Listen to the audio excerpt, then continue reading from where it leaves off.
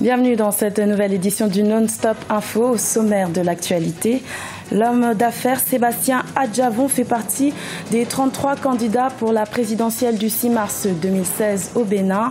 Lors d'un meeting à Cotonou, il a mis en garde son électorat contre les manœuvres de fraude. Au Niger, les populations éliront leur président pour les 5 prochaines années le 20 mars 2016. Deux blocs politiques s'affrontent, celui du président Mahamadou Issoufou, soutenu par 44 formations politiques, et celui du candidat Hama Amadou, soutenu par la COPA. Et puis le dépôt des candidatures en vue de la présidentielle du 8 avril 2016 a débuté à Djibouti. Depuis le 28 février, 4 dossiers ont été enregistrés, dont celui de l'actuel président Ismaël Omar Guelleh, qui tentera de briguer un 4e mandat. L'homme d'affaires Sébastien Adjavon fait partie des 33 candidats en lice pour la présidentielle béninoise du 6 mars 2016. Le candidat s'est rendu dans le 7e arrondissement de Cotonou dans le cadre de sa campagne et a appelé à la vigilance contre toute manœuvre de fraude. Un reportage de notre envoyé spécial au Bénin, Mokhtar Bari.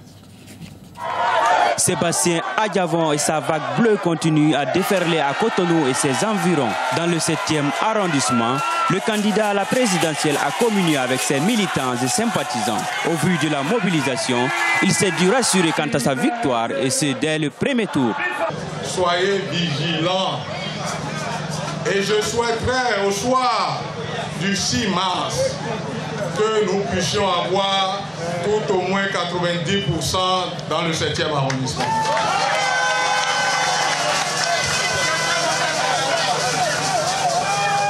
Si j'ai ça ici, sachez que je dois passer à 65% au premier tour.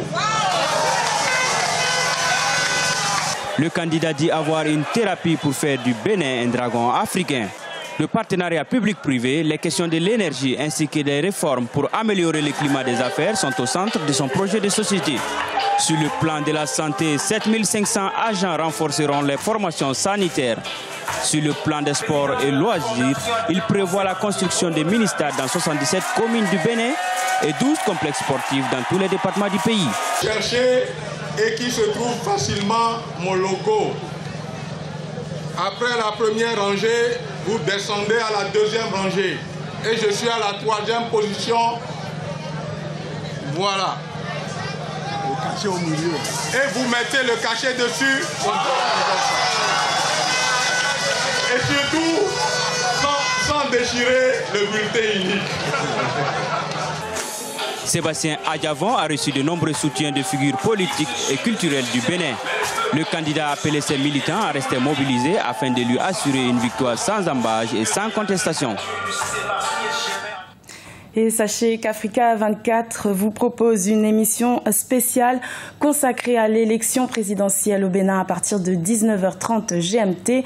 La question du débat de ce jour sera « Les jeunes doivent-ils s'investir dans la politique ?» N'hésitez pas à réagir et à participer au débat en envoyant votre point de vue à l'adresse suivante benin2016@africa24tv.com.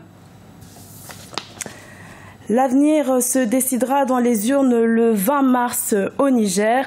Les électeurs sont appelés à choisir entre le président Mahamadou Issoufou et le candidat Hama Amadou, incarcéré depuis novembre 2015, pour le second tour de la présidentielle. Rappelons que l'opposition avait contesté les résultats proclamés par la CENI. Un reportage de notre correspondant au Niger, Sadou Alizé Mokhtar.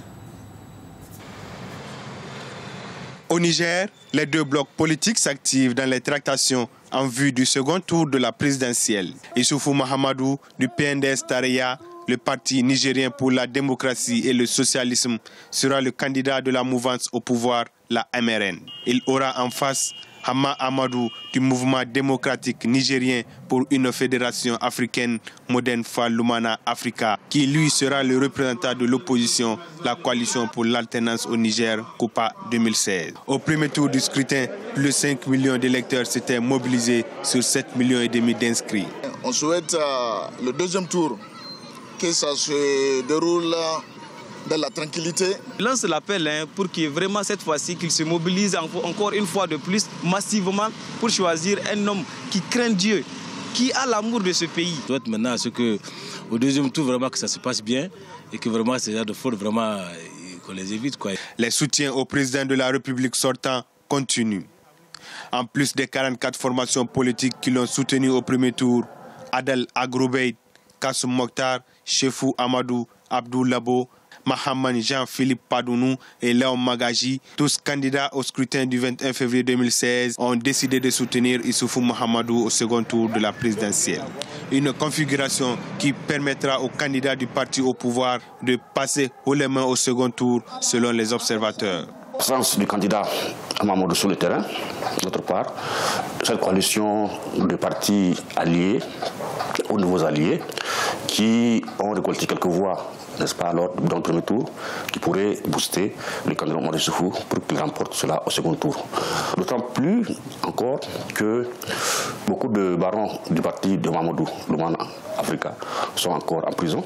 Le mercredi 2 mars 2016, à l'issue d'une visite à la prison de Filengue, à 180 km de la capitale, où est détenu Hamma Amadou, l'opposition a réclamé sa libération pour le second tour du scrutin présidentiel. À Djibouti, le dépôt des dossiers de candidature pour la présidentielle a débuté le 28 février. 4 candidatures ont été enregistrées pour le scrutin présidentiel du 8 avril 2016, dont celle du président sortant Ismaël Omar Guelleh. Les prétendants à la magistrature suprême ont jusqu'au 8 mars pour se faire connaître. Un reportage de notre envoyé spécial à Djibouti, Oliva Djakotan. L'engouement de la classe politique djiboutienne pour la présidentielle du 8 avril 2016 est palpable. Le dossier de candidature du président sortant Ismaël Omar Guelleh a été déposé au ministère de l'Intérieur ce 2 mars 2016. C'est son directeur de campagne, Ali Guelleh Aboubakar, qui s'est chargé de transmettre la 4e candidature du candidat de l'Union pour la majorité présidentielle UMP aux autorités compétentes. Ismaël Omar Guelleh devient ainsi le 3e candidat à présenter son dossier pour cette élection. Comme la population dans sa totalité sont manifestées pour le retour de président de la République, donc nous sommes confiants que nous allons gagner. Djama Abdourahmane Andolé a également déposé sa candidature ce 3 mars 2016. Il sera en lice en tant que candidat indépendant. Ce notaire était accompagné d'une forte délégation et arrive en 4e position sur la liste des présidentiables en Djibouti en 2016. Je viens de déposer ma demande de candidature à l'élection présidentielle 2016, 8 avril, et le ministre a bien reçu, m'a bien reçu, je le remercie infiniment. Les chances, chacun peut dire n'importe quoi, mais je sais qu'au moins on a une grande chance de réussir. Rien ne sert de dire des pronostics, ça ne sert à rien. Rappelons que Ahmed Idriss, ancien ambassadeur de Djibouti en Belgique, est l'un des candidats indépendants et Chehem Daoud a également déposé son dossier pour la présidentielle sous la bannière de l'Union pour le salut national USN. Mais le candidat désigné officiellement par cette coalition de l'opposition, Union pour le salut national USN, est Omar El Mikaïri. Il va déposer sa candidature le 5 mars 2016. La campagne électorale s'est ouverte officiellement ce vendredi 4 mars 2016 en République du Congo. Jérôme Magnokou, le directeur départemental des droits humains et des libertés fondamentales de Pointe-Noire, a entrepris de sensibiliser tous les acteurs politiques au comportement à adopter au cours du processus électoral. Un appel au fair-play des candidats avant, pendant et après les élections. La croissance verte et l'industrialisation sont 2 défis majeurs pour l'Afrique. L'utilisation de la croissance verte pourrait accélérer l'industrialisation selon de nombreux spécialistes. Mais pour combiner ces 2 facteurs, la prise en compte du changement climatique est nécessaire. Diaran Ndiaye. promotion de l'économie verte en Afrique. La menace écologique ne se limite pas à l'environnement naturel, elle le transcende et impacte l'environnement économique, en particulier la composante industrielle. L'industrie est d'abord perçue à juste titre comme un coupable majeur du dérèglement climatique, mais aujourd'hui, faute de pouvoir envisager un monde complètement désindustrialisé, l'enjeu est de réussir à faire émerger une économie verte où les industries contribueraient à la protection de la planète tout en créant de la richesse et de l'emploi. Les pays aujourd'hui raisonnent par rapport au développement durable et la croissance verte est une déclinaison de ces thèmes ou de cette thématique.